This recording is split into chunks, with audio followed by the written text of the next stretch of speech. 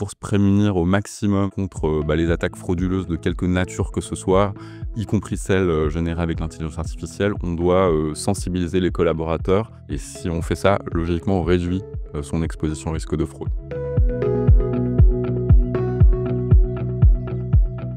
Dans les histoires d'IA, il y a de tout. Des stories pédagogiques qui nous montrent comment les 2 petites lettres sont en train de transformer les entreprises. Des histoires à suspense aussi, où on ne sait pas si à la fin les équipes vont ou pas être convaincues. Des histoires d'amour également, car certains ou certaines, aujourd'hui, ne peuvent plus vivre sans. Et puis, vous allez le voir, il y a des histoires qui font froid dans le dos. Bonjour Jean-Philippe Brier. Bonjour Raphaël. Que s'est-il passé pour vous début novembre 2024 ? J'ai été en fait appelé par un collaborateur de notre bureau à Lyon, me disant que son frère, lui-même directeur financier d'une société, avait été contacté par un avocat utilisant mon nom, donc Jean-Philippe Brier, et il voulait valider si c'était moi qui intervenais ou pas, puisque il y avait identité de société. Et ça n'était pas vous. Et ce n'était pas moi. Tout était complètement fou. Donc ça, c'est le point de départ. J'ai envie de dire, vous ouvrez la boîte de Pandore, en quelque sorte. J'ouvre la boîte de Pandore, oui, parce que en fait, ça a été le début d'une série qui a duré plusieurs mois, puisque en fait, jusqu'à il y a encore fin du mois d'avril, on en était à peu près une quarantaine de tentatives d'escroquerie dont on a connaissance. Donc peut-être qu'il y en a d'autres. Probablement le double.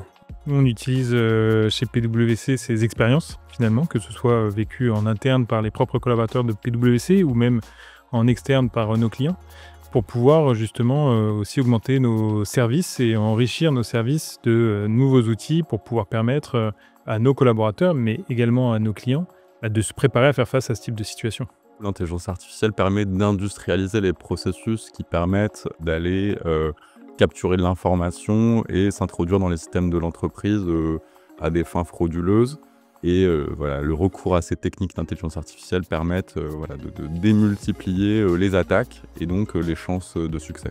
Vous vous êtes aperçu, vous, que du coup, vos informations n'étaient pas sécurisées ? On découvre en fait qu'on n'est pas toujours au courant de ce que les gens peuvent capter. Les bots qui sont utilisés par les fraudeurs maintenant vont leur permettre de faire globalement 2 choses. La première chose, c'est d'aller capturer de l'information disponible en source ouverte, de la capturer, de la filtrer, de la traiter, d'identifier vraiment ce qui est important, intéressant pour conduire leur attaque. Et ensuite, ils vont pouvoir industrialiser le process de création d'emails, de création de contenus qui vont pouvoir envoyer de manière très large à énormément d'entreprises ou énormément de collaborateurs au sein de la même entreprise. Pour pouvoir se préparer à la crise, on peut sensibiliser les collaborateurs, on peut également entraîner les collaborateurs à gérer des situations de crise, ce qu'on appelle des exercices de crise. On a au sein de nos clients du coup un contact avec qui on prépare cette sensibilisation et cette usurpation. On va créer grâce à l'IA un avatar, un deepfake, et l'utiliser dans des sessions de sensibilisation pour montrer aux gens à quel point c'est réaliste et à quel point du coup il est facile de se faire avoir effectivement par une personne qui aurait usurpé l'identité de quelqu'un qu'on connaît. Et du coup, on industrialise aussi en face la parade. On travaille avec nos équipes internes, mais on travaille aussi avec des éditeurs de solutions de logiciels qui, eux, sont vraiment à la pointe dans la lutte contre la fraude en utilisant l'intelligence artificielle. Donc on va analyser le comportement des utilisateurs sur un site internet, par exemple. On va analyser la manière dont on a inséré la donnée.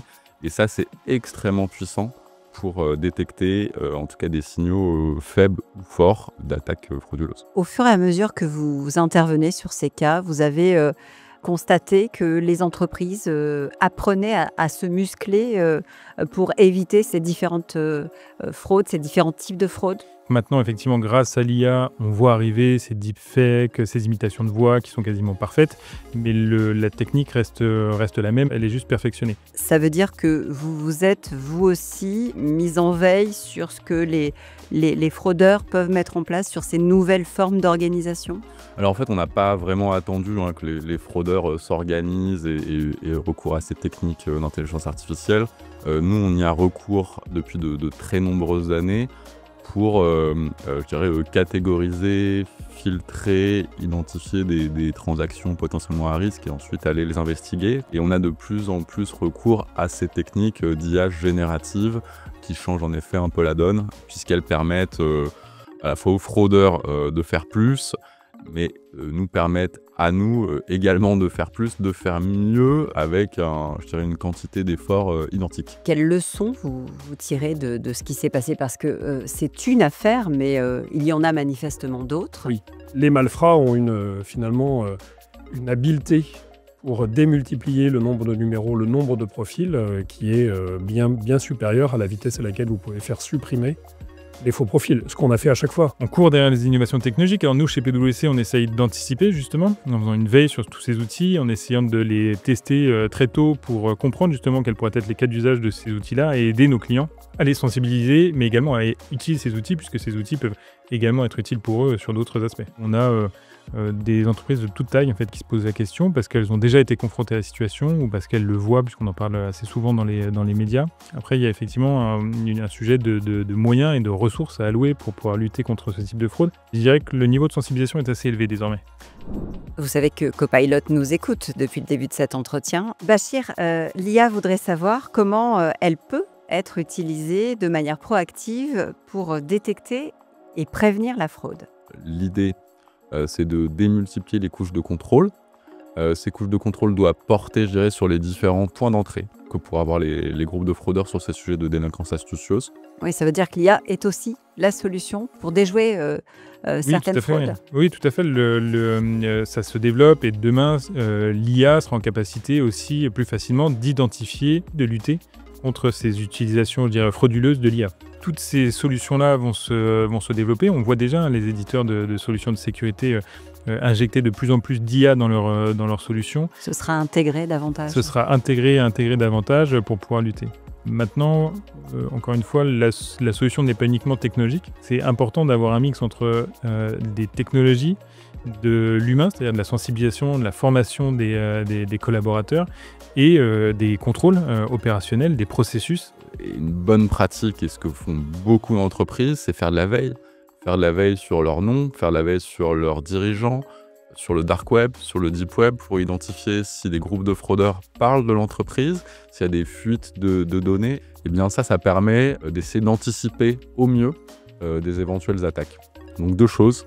Beaucoup de layers de contrôle avec des outils et multiplier les outils, et puis aller chercher de l'information disponible en source ouverte pour pouvoir anticiper les menaces au mieux et les menaces précises.